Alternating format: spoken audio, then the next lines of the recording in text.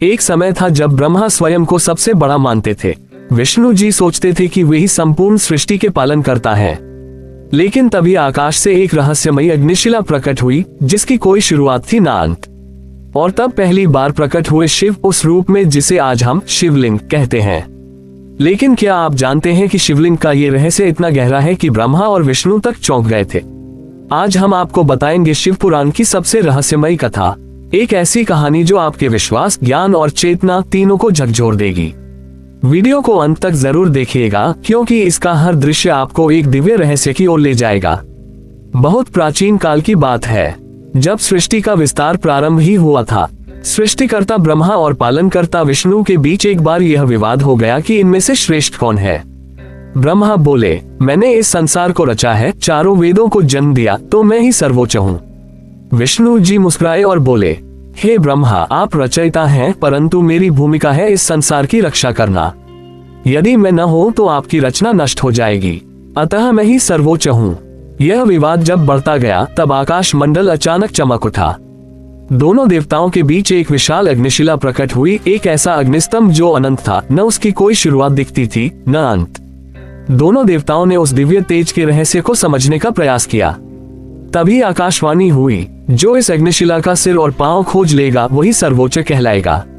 विष्णु जी ने वराह स्वर रूप धारण किया और पृथ्वी के गर्भ में उतर गए अग्निशिला के नीचे के छोर की खोज में। ब्रह्मा जी ने हंस रूप लिया और ऊपर उड़ चले उस अग्निशिला के शिखर को खोजने। हजारों वर्षों तक विष्णु जी धरती के गर्भ में खोजते रहे, लेकिन अग्निशिला का कोई आधार नहीं मिला। अंत में थककर वे लौट आए और स्वीकार किया, मैं इस अग्निशिला का अंत नहीं खोज पाया, यह अनंत है। उधर ब्रह्मा जी भी ऊपर ऊपर उड़ते गए, लेकिन उन्हें भी कोई अंत न मिला।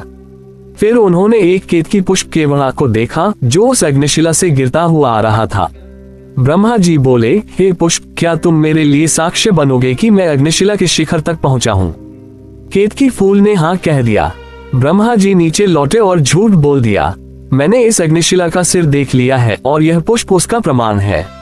जैसे ही ब्रह्मा झूठ बोलते हैं, उस अग्निशिला से एक विराट ज्वालामुखी रूप में महादेव प्रकट होते हैं।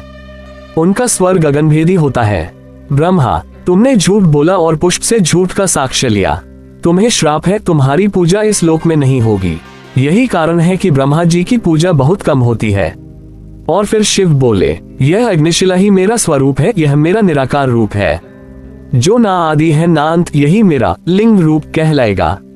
भविष्य में इसे शिवलिंग कहकर पूजा जाएगा और इस रूप की आराधना से हर जीव मुक्ति प्राप्त कर सकता है। इस कथा के पीछे छुपा है आध्यात्मिक रहस्य।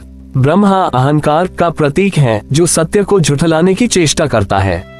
विष्णु भक्ति और विनम्रता का प्रतीक है, जो अपनी सीमा स्वीकार करता है। और शिव वे हैं परम सत्य, जो अनंत है, निराकार है और जो सिर्फ ज्ञान, विनम्रता और भक्ति से ही जाना जा सकता है। उन शिवलिंग की पूजा केवल कोई मूर्ति पूजा नहीं, बल्कि उस परम सत्य को स्वीकार करने की क्रिया है, जो ना दिखाई देता है ना सीमित होता है। तो मित्रों, ये थी शिव पुराण की वह कथा, जो केवल एक रहस्य नहीं, बल्कि एक संदेश है। जो स्वयं को बड़ा मानता है वह नीचे गिरता है, जो स्वयं को छोटा समझता है वही सत्य को प्राप्त करता है। अब सोचिए, क्या यह अग्निशिला वास्तव में आज भी कहीं मौजूद है? क्या कश्मीर की अमरनाथ गुफा में स्थित शिवलिंग उसी अग्निशिला का प्रतिरूप है, या फिर कोई और रहस्य हमारे सामने छिपा है? इन प्रश्नों का उत्तर अगले एपिसोड में। अगर ये रहस्यमयी कथा आपको पसंद आई हो तो दिल से लाइक जरूर कीजिए, अपने दोस्तों और परिवार के साथ शेयर कीजिए और हमारे चैनल को सब्सक्राइब करके वो छोटा सा बेल आइकन दबा दीजिए, ताकि अगली बार जब कोई दिव्य कथा आए आपको सबसे पहले पता चले। जय महादेव, हर हर महादेव।